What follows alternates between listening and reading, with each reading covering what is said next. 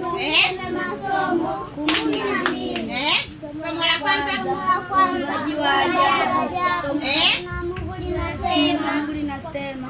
Lasemaje? Kwa hiyo Mungu alimuumba mtu kwa mfano wake mwenyewe, kwa mfano wa Mungu alimuumba, mwanaume na mwanamke aliwaumba. Somo la pili tatizo kubwa la dhambi. Neno la Mungu linasema, kwa maana mshahara wa dhambi ni mauti, bali karama ya Mungu ni uzima milele katika Kristo Yesu Bwana wetu.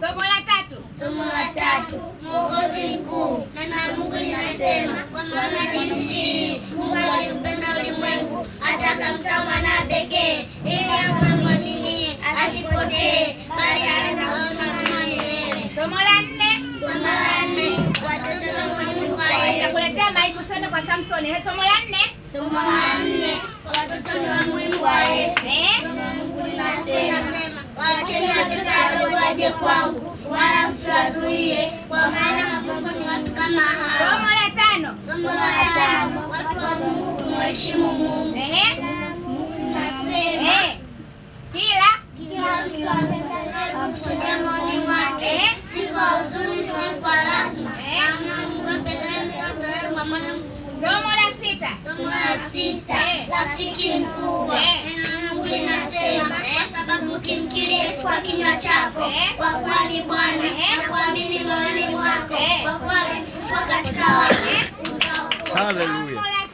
Somo la saba kwa sababu mkipendana ninyi kwa ninyi, kwa njia hii watu wote tutaingia Somo la nane mimi ni mzabibu, ninyi ni matawi, ambaye ndani yangu nami ndani yake huozaa sana, maana pasipo mimi nyinyi hamwezi kufanya jambo lolote. Yes.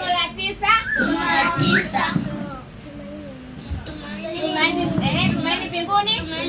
Neno langu linasema, Nayaweza mambo yote katika yeye aniaye nguvu. Somo la kumi tumaini mbinguni.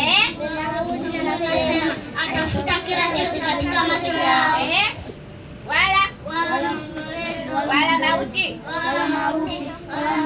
wala mauti haitakuwepo tena,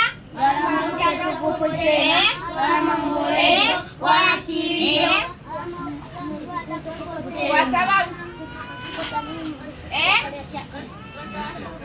mambo ya kwanza shakupita. Somo la 11 Mwinjilisti huyu.